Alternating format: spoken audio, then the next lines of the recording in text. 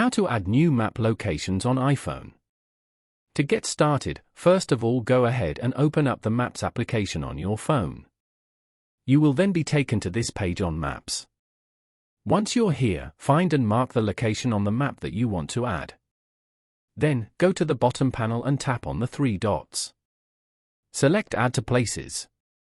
Name this location and tap on Save.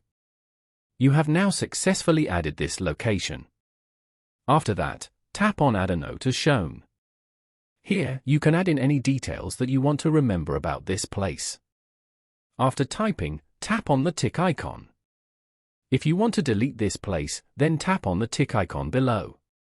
And then, tap on Delete again to confirm. Deleting this place will also delete your attached note. Following these steps, you can easily add new map locations on iPhone. Thank you for watching. Please leave a like if this tutorial helped you, or leave a comment below if you have any questions related to the video.